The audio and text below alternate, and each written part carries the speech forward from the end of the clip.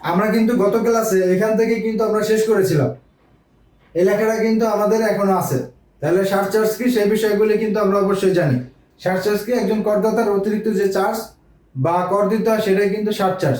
সারচার্জের যে প্যাটার্নটা আছে সেটাও কিন্তু এখন পর্যন্ত আছে। গত ক্লাসে যারা আমাদের সাথে যুক্ত ছিলেন তারা কিন্তু অবশ্যই এগুলি পেয়েছেন।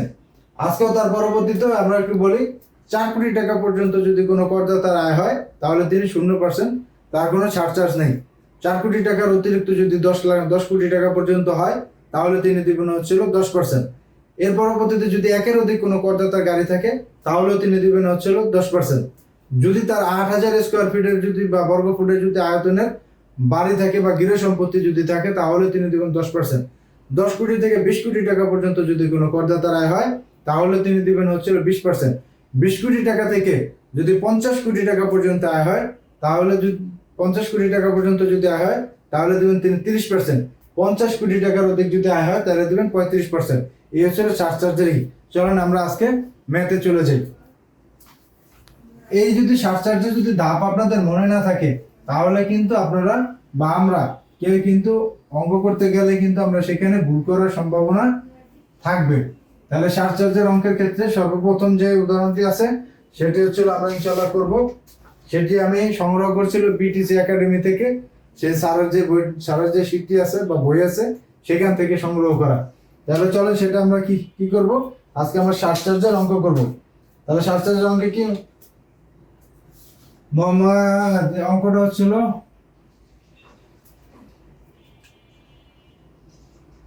মিস্টার জাহিদ ধানমন্ডিতে 9,000 বর্গ ফুটের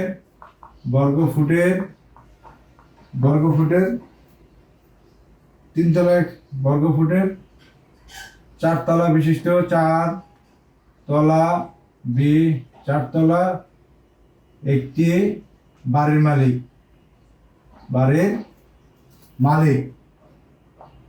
মালিক মিস্টার জাহিদ কি ধানমন্ডি 900 স্কোয়ার ফুটের বর্গ ফুটের 4 তলার একটি বাড়ির মালিক। সহজ প্রশ্ন কোনো ধরনের মানে ঘুরে পেঁচাই করার কোনো ধরনের দরকার নেই।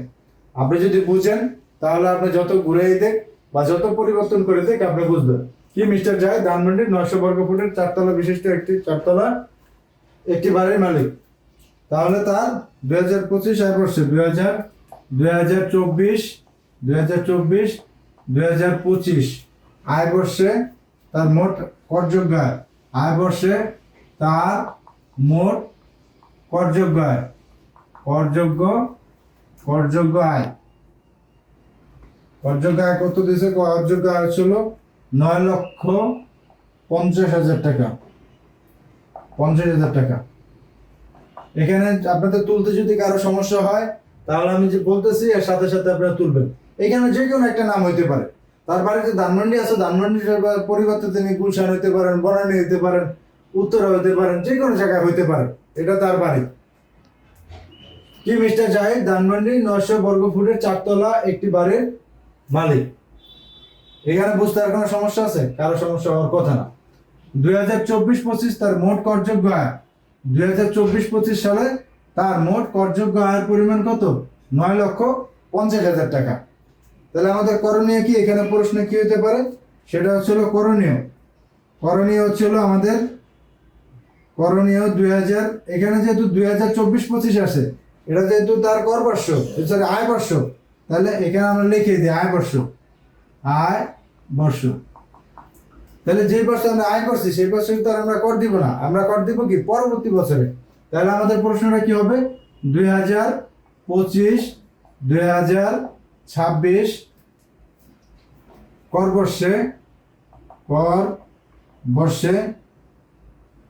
বর্ষে এই ক নম্বর প্রশ্ন হচ্ছিল মোট করদায় নির্ণয় করো। মোট কর দায় নির্ণয় করো। মোট কর দায় নির্ণয় করো। মোট কর দায় নির্ণয় করো। আর একটা হচ্ছিল কর দায় নির্ণয় করো। আর খ নম্বর প্রশ্ন হচ্ছিল সারচার্জ নির্ণয় করো। সারচার্জ নির্ণয় করো। এখানে প্রশ্নটা বুঝেন, প্রশ্নটা কিন্তু দুইটা, একটার মধ্যে কিন্তু আমাদের প্রশ্ন করলো কয়টা? দুইটা। কি কি? মিস্টার জাহিদ ধানমন্ডির 9000 বর্গ ফুটের 4 তলা বিশিষ্ট একটি বাড়ির মালিক। তার 2024-25 আয় বর্ষে, সেটা কিন্তু কোনোভাবে কর বর্ষে না, তার 2024-25 আয় বর্ষে তার মোট করযোগ্য আয় হচ্ছিল 9,50,000 টাকা। এই হচ্ছিল আমাদের প্রশ্নের দেওয়া। পরবর্তীতে আমাদের যে প্রশ্ন করছে, এটা আপনি মনে করেন যে সৃজনশীল প্রশ্ন মনে করতে পারেন, এতে কোনো সমস্যা নেই। তাহলে এটা হচ্ছে উদ্দীপক, এ হচ্ছে আপনার প্রশ্ন, আপনি কিন্তু এভাবে উত্তর দিতে হবে। তাহলে ক নম্বর প্রশ্ন কি? মোট করদায় নির্ণয় করো, আর মোট হচ্ছিল সারচার্জ নির্ণয় করো। আমরা কিন্তু আজকের ক্লাসটি কথা ছিল কি যে সারচার্জ নির্ণয় করব, কিন্তু এখন আমাদের প্রশ্নতে কি দেওয়া আছে? করদায় নির্ণয় করো। আমরা দুইটা একসাথে শিখবো, এতে আমাদের কোনো ধরনের সমস্যা নেই। আমরা যদি শিখি, আসলে শিখলে কোনো ধরনের লস নাই। আপনার হয়তো বা এটা দিয়ে শিখবেন, অন্য ক্ষেত্রে কাজে লাগাইতে পারবেন। তাহলে আমাদের যে করণীয় আছে, তাহলে আমরা কি দিব? এখানে আমরা কি লিখলাম? 1 নং প্রশ্ন। তাহলে আমরা এখানে লিখবো 1 নং প্রশ্নের উত্তর, উত্তর ক। ক দিয়ে আমরা ব্র্যাকেটে দিয়ে পরবর্তীতে নিচে একটা টান দেবো, যেভাবে দেন। কেউ যদি পদ্মা নদীর ঢেউ দেন, তাহলে আপনারা দিতে পারেন, ঠিক আছে। আবার একবার টান দিবেন, আবার মনে করেন যে ঢেউ দিবেন, তাহলে কিন্তু স্যাররা কিন্তু আপনারা খরচ দিয়ে দিতে পারে, তখন কিন্তু ভাই এই দায়ভার আমার না। তাহলে আপনাদের সুন্দর করে হয়তো বা যদি টান দেন, তাহলে একটি টান দিবেন, বা যদি আপনারা ঢেউ দিতে চান, তাহলে একটি ঢেউ দিন। বেশি ঢেউ দিতে গেলে আবার সমস্যা। তাহলে এখানে কি হলো? 1 নং প্রশ্নের উত্তর ক। তাই মোট করদায় নির্ণয় করতে বলছে। মোট করদায় নির্ণয় করতে কর বর্ষ কত? 2025-26। তাহলে 2025-26-এর যে কর স্ল্যাবটা অবশ্যই আপনাদের কিন্তু মনে আছে আশা করি। আজকে আমরা স্ল্যাব নিয়ে আলাপ আলোচনা করব না, কেননা আমরা গত ক্লাসগুলিতে বা পূর্বের যে ক্লাস আছে সেই ক্লাসগুলিতে আমরা স্ল্যাব নিয়ে আলোচনা করেছি। তাহলে আমাদের কি হবে করণীয়? আমাদের হচ্ছিল প্রথম হলো 3,50,000 টাকা পর্যন্ত তিনি পাবেন কি, এখানে তার কোনো ধরনের হবে না, তাহলে তার এটা হবে কি 0%। এখানে তার কোনো ধরনের কর হবে না, তাহলে এখানে 0 দিলাম, 0। এর পরবর্তী 3,50,000 টাকা পর্যন্ত একজন স্বাভাবিক করদাতার কোনো ধরনের কর দিতে হবে না স্ল্যাব অনুযায়ী। তাহলে আমাদের টাকা কত? টাকার অঙ্কটা আপনারা যদি একটু দেখেন, তার করযোগ্য আয় হচ্ছিল 9,50,000 টাকা। আমরা 9,50,000 টাকার উপরে প্রথমে হলো করদায় নির্ণয় করব, তার পরবর্তীতে আমরা সারচার্জ কি আছে সেটা আমরা চেষ্টা করব। আগে আমাদের কর দায় নির্ণয় করতে বলছে, কর দায় আগে নির্ণয় করি। কর দায়ের মধ্যে আমাদের করযোগ্য আয় কত, সেই করযোগ্য আয় আমরা সেটা হিসাব করবো। 9,50,000 টাকা, 9,50,000 টাকার উপরে আমাদের যে কর দায় নির্ণয় করতে হবে, সেটা আমরা কাজ চলাই যেতেছি ইনশাল্লাহ। তাহলে আমরা কি পড়ছিলাম? 3,50,000 টাকা পর্যন্ত 0%। এখানে তার কোনো যে কোনো স্বাভাবিক ব্যক্তির জন্য এখানে হচ্ছিল তার 0% হবে। যদি মহিলা হইতেন, এটা আমরা আজকে আর ওই স্ল্যাবে আমরা যাবো না। এর পরবর্তীতে 1 লাখ, এর পরবর্তীতে 1 লাখ টাকার উপরে আমাদের দিতে হবে হচ্ছিল আমার 5%। তাহলে 5% আসে হচ্ছিল 5,000 টাকা। 1 লাখ টাকার 5% আসে হলো 5,000 টাকা। তাহলে আমার হইলো কত? 3 লাখ, 3.5 লাখ আর 1 লাখ, 4.5 লাখ। তাহলে 4.5 লাখ। এর পরবর্তীতে আমার আছে হলো 4 লাখ। পরবর্তীতে 4 লাখে হচ্ছিল আমাদের কত পার্সেন্ট? 10%। এই দিলাম 10%, হইলো কত? 40,000 টাকা। তাহলে আমার এখানে হইলো কত? 4 লাখ, 1 লাখ, 5 লাখ, 5 লাখ আর হলো 3 লাখ, 8 লাখ, 8,50,000। আর আমার এখানে টাকা কত? 9,50,000। তাহলে আমার আরো টাকা আছে কত? 1 লাখ। তাহলে আমার সেই 1 লাখের টাকার উপর হবে হলো 15%। 1 লাখ টাকার উপর হবে হচ্ছিল আমার 15%। 15%, 1 লাখ টাকা 15% হচ্ছে হলো 15,000। 15,000। তাহলে এখানে আমার মোট টাকা দাঁড়ালো কত? এখানে হচ্ছিল 15 আর 40 হচ্ছিল 55, 55 আর 5 60। তাহলে মোট কর দেয় আমার কত? 60,000 টাকা মোট কর। এখানে যদি আমি সুন্দর করে দেই, মোট কর হলো 60,000 টাকা। তাহলে আমাদের কি কর দায় কোনটা আছে সেটা বের করা কি আর কোনো ধরনের কঠিন কিছু হলো? এই যে স্ল্যাব, এই স্ল্যাব কিন্তু যদি আপনার যদি কোনো ম্যাথ করার ক্ষেত্রে স্ল্যাব দিয়ে না দেয়, তাহলে কিন্তু আপনার দিবে না এরকম কোনো প্রশ্ন না, আপনার দিবে। যদি 26-27 দেয় তাহলে কিন্তু স্ল্যাব আলাদা, সেই স্ল্যাবটা কিন্তু চেঞ্জ হয়েছে। তাহলে আমরা যারা আয়কর আইনজীবী পরীক্ষা দিব, সেক্ষেত্রে আমরা দুইটা স্ল্যাবই কিন্তু মনে রাখবো। সেই স্ল্যাবটাও আমরা ইনশাল্লাহ ক্লাসে পাবলিশ করবো, সমস্যা নেই। প্রয়োজনে আমরা স্ল্যাব 2024-25 যে স্ল্যাব বা 2026-27 যে স্ল্যাব, সেটা নিয়ে আমরা আলাদা একটি টিউটোরিয়ালে বানাবো। তাহলে আমাদের আজকের যে টপিক সেটা হচ্ছিল আমরা কি পেলাম, মিস্টার জাহেদ ধানমন্ডিতে 9000 বর্গ ফুটের একটি 4 তলা বাড়ির মালিক। এই 4 তলা যে বাড়ির মালিক, এটা কিন্তু তার গৃহ সম্পত্তি, ঠিক আছে। এর পরবর্তী কি 24-25 আয় বর্ষে তার মোট করযোগ্য আয়ের পরিমাণ 9,50,000 টাকা। তাহলে আমার 2025-26 কর বর্ষে আমার 1 নম্বর প্রশ্ন কি করছিল, মোট কর দায় নির্ণয় করো। তো মোট কর দায় আমার কি হলো, মোট কর দায় আমার হচ্ছিল 60,000 টাকা। তাহলে মোট কর দায় যদি আমার 60,000 টাকা, আমরা কি পেলাম, এতটুকুর মধ্যে পেলাম ক নম্বর প্রশ্নে। এখন কিন্তু আমার এখানে কিন্তু মোট দায়টা কিন্তু এখন পর্যন্ত শেষ হয়নি, আমার কিন্তু খ নম্বর প্রশ্নটাও করতে হবে। খ নম্বর প্রশ্ন করার পরবর্তীতে এর সাথে আবার যোগ করতে হবে, যোগ করার পরবর্তীতে মোট দায় সাহেবের হিসাবটা আমার সম্পূর্ণ করতে হবে। তাহলে আমরা 1 নং প্রশ্নের উত্তর যদি ক লিখলাম, 1 নং প্রশ্নের উত্তর এখানে ক লেখা হবে না, এখানে লিখি ক। এর পরবর্তীতে যদি আমি খ লিখি, 1 নং প্রশ্নের উত্তর খ দিয়ে যদি আমি দেই, তাহলে যদি আমার সার্চ চার্জ নির্ণয় করতে হয়, তাহলে এখানে আমার সার্চ চার্জটা হবে কি, সার্চ চার্জের পার্সেন্টেজ হবে কত, সার্চ চার্জের পার্সেন্টেজ হবে 10%। সেটা কোন টাকার উপর হবে, সেটা হবে হচ্ছে আমার এই যে কর আছে, সেই করের উপর হবে। কেন করের উপর হবে, এখানে তো তার 4 কোটি টাকা আয় নাই, তাহলে কেন তার আমরা এখানে তো মাত্র তার 60,000 টাকা, এখানে কেন আমরা সার্চ চার্জ যুক্ত করব। যদি আপনার প্রশ্ন এটা হয়, তাহলে আমরা কিন্তু এটা পড়ছিলাম যে 8,000 বর্গ ফুটের উপরে যদি কোনো ব্যক্তির গৃহ সম্পত্তি থাকে, তাহলে তার যে কর হবে সেই করের উপরে 10% হারে সার্চ চার্জ দিতে হবে। তাহলে আমাদের এই যে কর বের হলে আমাদের কত, আমরা কিন্তু মোট কর দায় নির্ণয় করি না, এটা কিন্তু তার মোট কর, ঠিক আছে। এখন পর্যন্ত কিন্তু সরকারের কত টাকা দিবে আমাদের হিসাব কিন্তু শেষ হয়নি। তাহলে আমাদের এখানে কত পেলো, 60,000 টাকা। তাহলে আমরা এটা লিখবো কি, সার্চ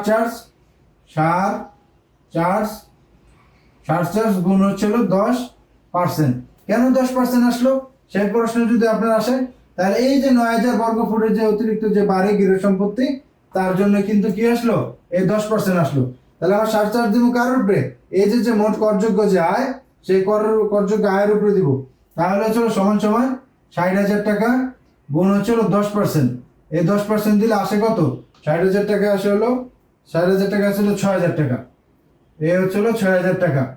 এই 6,000 টাকা কি তার সার্চ চার্জ। তাহলে আমার এখানে এখন মোট যে কর দায় আছে, সেই মোট কর দায়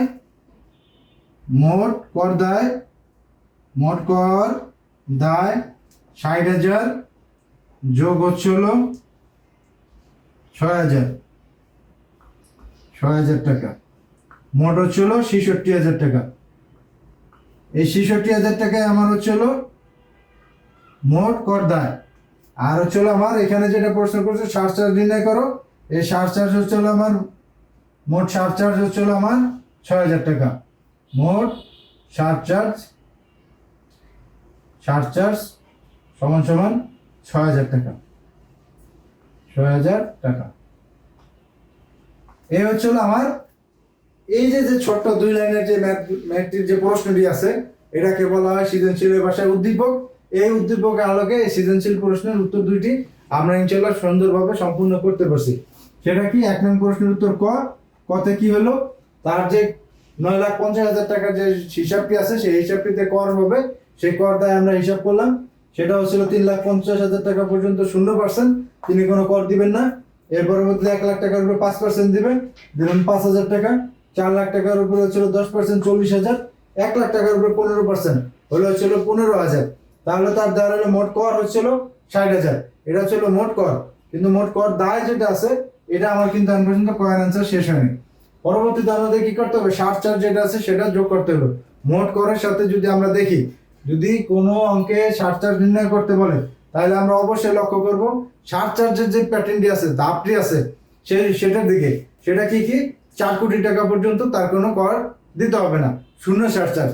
এর পরবর্তীতে যদি 1-এর অধিক গাড়ি থাকে 10%, 10 কোটি টাকা পর্যন্ত, 4 কোটি টাকা থেকে শুরু করে 10 কোটি টাকা পর্যন্ত তার হচ্ছে হলো আপনার 10%। 1-এর অধিক গাড়ি থাকলে 10%, এইভাবে 8,000 স্কোয়ার বর্গ ফুটের উপরে যদি তার কোনো গৃহ সম্পত্তি থাকে তাহলে 10%। তাহলে আমরা এখানে পেলাম 10%। তাহলে কেন পেলাম? তার হচ্ছে 8,000 উপরে 9,000 বর্গ ফুটের তার একটি গৃহ সম্পত্তি আছে। এর পরবর্তীতে যদি আমরা যাই, সেক্ষেত্রে হচ্ছে যদি 10 কোটি থেকে 20 কোটি টাকা পর্যন্ত তার আয় থাকে তাহলে সারচার্জ দিবেন 20%। 20 কোটি থেকে 50 কোটি পর্যন্ত হচ্ছে 30%। 50 কোটি টাকার উপরে হলে তার 35%। এই হচ্ছে মোট সারচার্জের যে হিসাবটি আছে সেই হিসাব। তাহলে সেই হিসাব করার পরবর্তীতে আমরা এখানে যুক্ত করলাম মোট সারচার্জ 6,000। এই হচ্ছিল মোট কর দায় হচ্ছিল 66,000। এই হচ্ছিল আমার প্রশ্নটার উত্তর। আশা করি আপনারা সকলে বুঝতে পারছেন। যদি আপনারা কেউ না বুঝতে পারেন বা আপনার যদি কোনো প্রশ্ন থাকে বা আপনার যদি কোনো মতামত বা পরামর্শ থাকে তাহলে অবশ্যই কমেন্টে জানানোর জন্য অনুরোধ থাকবে। অবশ্যই আপনারা আমাদের সাথে যুক্ত থাকবেন, আশা করি ইনশাআল্লাহ। আসসালামু আলাইকুম।